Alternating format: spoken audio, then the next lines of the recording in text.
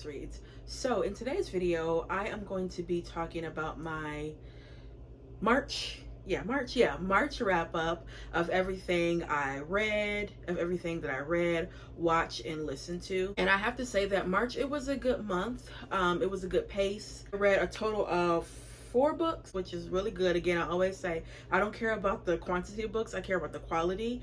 And this year so far, I have been reading some really good books. Also, I've had a lot of anticipated reads. I think since February, it's like every month since then I've had an anticipated read to come out. But yeah, the month of March was really, really good. So before we get started, don't forget to like, comment, and subscribe. Okay, so first, let's start with the book. So like I said, I read 4 books in total. First, I read Jane Eyre by Charlotte Bronte. This is my first time ever reading this. This is a part of the Black Girl series that I've been doing, Black Girl Reads, and usually it's a classic book. I started last year. I read Anna Karenina, loved it, and I wanted to continue to read classics. I said all the time, classics can be kind of laborious to me, so I really did like pick classics that I think that have a lot of that drama and tea. But then also I thought about, I do kind of want to start off with some classics that like popular classics like people read, and then I'll go to like the ones that are kind of like unknown, under the radar. But this one I really wanted to read, and Charlotte's the one that's always kind of stood out to me. She is the oldest of the 3, and if it wasn't for Charlotte, we wouldn't have known any of their works. She's the one that put, you know, them on the map, and actually took Emily's works, and without her knowing, her poetry, and you know, they became published. But this is her most well-known work, and like I said in that video, I understand when people say that this is their favorite book. This was so good. Oh, and I was so outdone with like the outcome and everything with Mr. Rochester and his past.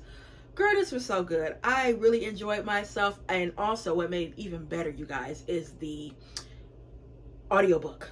I listened to it. I'll put everything I talk about, I'll put down below, obviously. But the audiobook was read by Tandy Newton, the actress. Y'all, fantastic. If you're thinking about reading Jane Austen or rereading it or whatever, I would say get the audio in conjunction with the book, because it just was so good. She did such a fantastic job. Next is The Trial of Mrs. Rawlander by Dennis S. Bryce. I did a book review on this book, and y'all, this was so good. This was a story that I had never heard of. It's a real life case that went on, real life scandal. It was set in the 1920s. You have a woman named Alice Jones.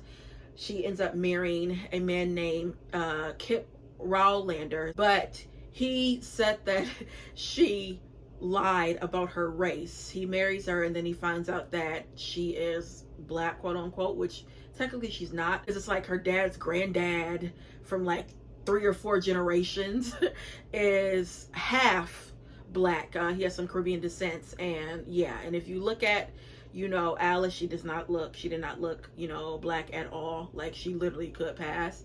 But the fact that it was a real life case. Also, what I learned is the book Passing by Nella Larson, she was inspired by that case. When I learned that, I'm like, oh yeah, I have to read this. Next is an anticipated read for March, and it is Dream Count by Chimamanda Ngozi Adichie. Y'all know how much I love Chimamanda. She is my favorite African author of all time. She's the one that introduced me to, you know, African literature, and I just was so geeked that after 10 years, she finally came out with a book. And I gave this book, I did a reading blog on this, I would give it a 4-star. The writing, absolutely amazing. It's Chimamanda. This is literary fiction. I would say I was just a tiny bit, when I say tiny bit, disappointed with Zipporah's story. If you watch that vlog, you guys know I was just like eating over Zipporah because I wanted to know more about her story. Back in 2020, Chimamanda came out with a short story called Zipporah, and it left you with a cliffhanger. And so she added that story to it, but I thought we were going to get a little bit more, which we did, but then I thought about it, that, I'm being around the bush clearly, her situation, like, it would happen, and it has happened. I know people that it has happened to, so yeah, it's very unfortunate what happened to her, but yeah.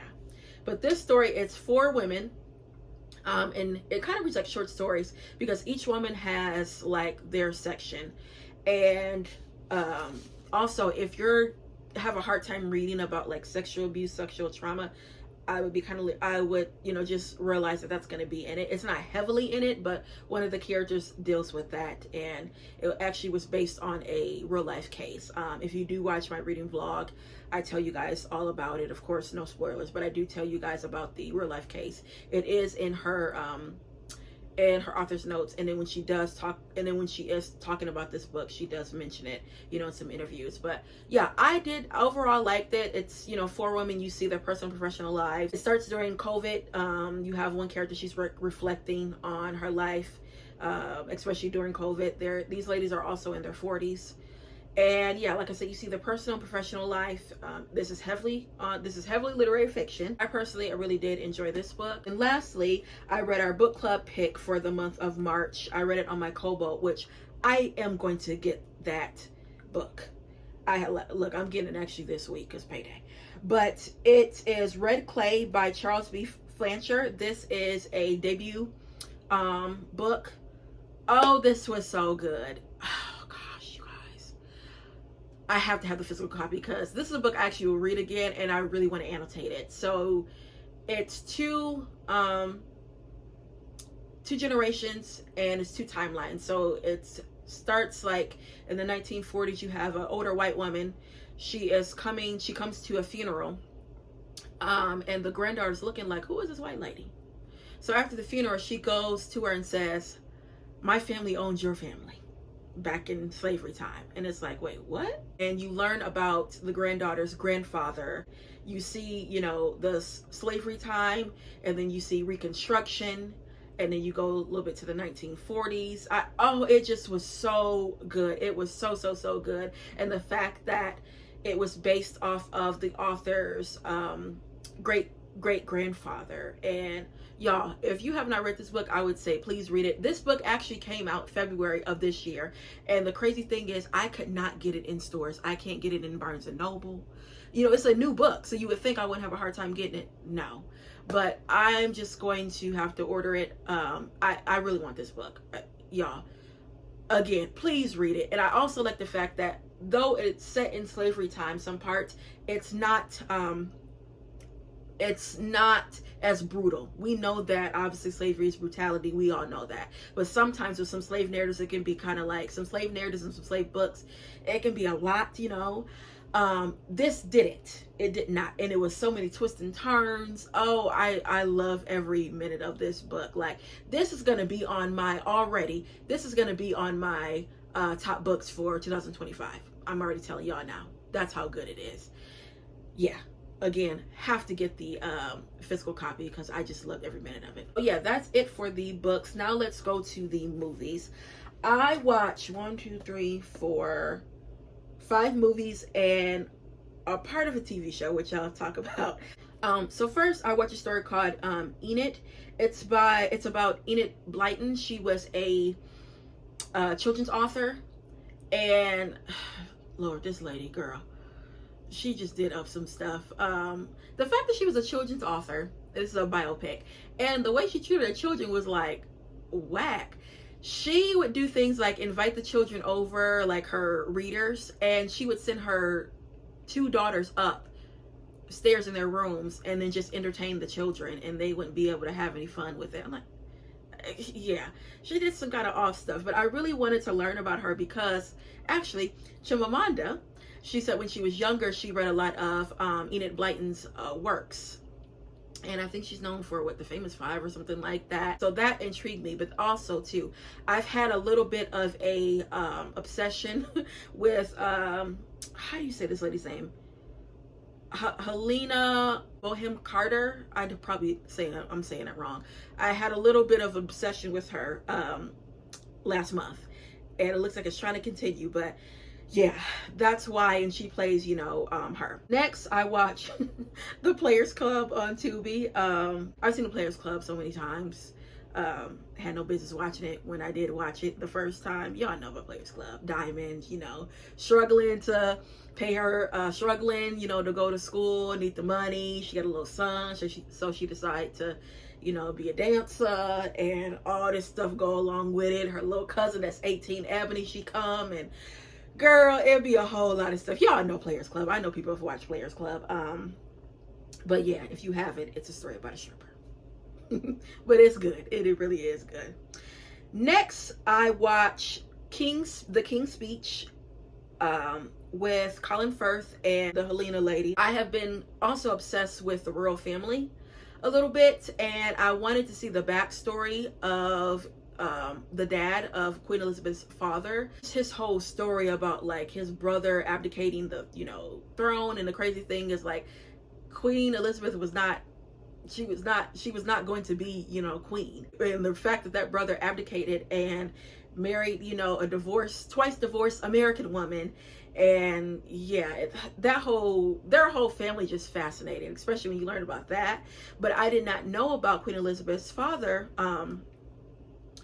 King George. He had a very bad stammer and stutter ever since he was little, and you know, it discusses that in this movie. And you have his therapist that really does help him with his speeches, because you can listen to his speeches, you can see that he really pauses and has to take his time, but he does it because he had a very bad stammer, and it was such a good movie. I really did enjoy it. Next, I watched Jane Eyre because I finished the book. I wanted to see the movie. I watched the newest one, the one that came out in 2012. It was alright. I think I am gonna probably watch the 1997, I think, version of it, because the only good thing I liked about that movie is Judi Dench. That was the only thing, but that's Judi Dench. And also the guy that played Mr. Rochester, he was too fine to play Mr. Rochester. Mr. Rochester is not a good looking man. If you read the book, he actually kind of ugly. Yeah, it was, some of them scenes, it was like, it just was so flat, very underwhelming. But yeah, I saw it. I'm glad I didn't pay for it. Went to the library, checked it out, and that was it. Next, I watched Enola Holmes. This is on Netflix. It's Sherlock Holmes' sister. Again, I want to watch it. Again, I want to watch it because Helena is the mother. And I really did like this movie. I actually am currently watching the second one. It was a little funny movie. I liked it. It keeps you on your toes. She's a detective like her brother. Her mother goes missing, so she's trying to find her mother, and there's a reason why and all that. Yeah. Really cute little movie. And then lastly, I watched The Crown, but I didn't watch the whole season, which I'm probably not. I wanted to watch the scenes with Princess Margaret because I also became obsessed with Princess Margaret. And who plays Princess Margaret is Helena. And she did such a fantastic job. Oh my gosh. That scene, the episodes when she passes, she just was sick, you know, for a good couple of years. But they said Princess Margaret was, girl, she just said and did everything that she wanted to do.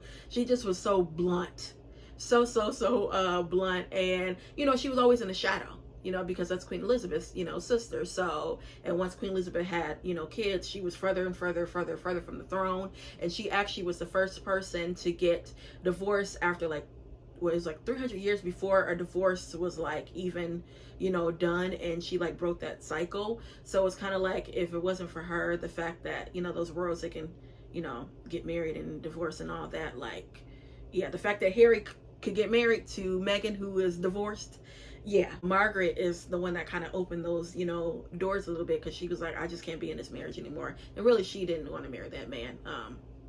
Her man that she wanted to marry, he actually was divorced. And back in the day, they couldn't do that, you know. They couldn't marry a man that had been divorced before. So yeah, but her story was really good. Lena did such a fantastic job embodying her. I really did enjoy that. I might start watching like the series or whatever, but from being honest with you, I'm really not into Queen Elizabeth. The main thing was Princess Margaret. So that is it for the movies. Now for music, I didn't really listen to a whole album like I usually do. I just listened to some songs. I would say what I had on repeat, of course, y'all always know, always got BB and CC on repeat. It's just ridiculous how much I have BB and CC on repeat. So I listened to their album. It's a song called You that I really like. I'm also been obsessed with Ari Lennox's new song, Soft Girl Era. Love it. It's such a cute little song, got a cute little beat. I love that. And then also, I've been listening to Carrie Hilson. She has a new song called Bay, and she samples, y'all remember Hurricane Chris with the little plaits? He sung that song, Hey Baby, Hey Baby. Well, she kind of sampled that. Cute little song. I like it a lot. I'll put, you know, the songs down below, but I didn't even know she had new music out. So, because I like Carrie Hilson. I like her stuff, and she's a fantastic songwriter. But, yeah, I've been listening to some new stuff. Not anything, but not a full album. And I didn't buy an album in the month of March. Y'all know I'll be buying albums like nobody's business. Did not buy an album in the month of March. So that means this month I'm going to have to. Yeah, I'm probably going to have to. So yeah, guys, that is it when it comes to my March wrap up. Again, I had a really good month, read some good books, listened to some good music, watched some good things. Again, it was a really good month. So yeah, guys, that's all I have for you, and I'll be back with more Black books. Bye.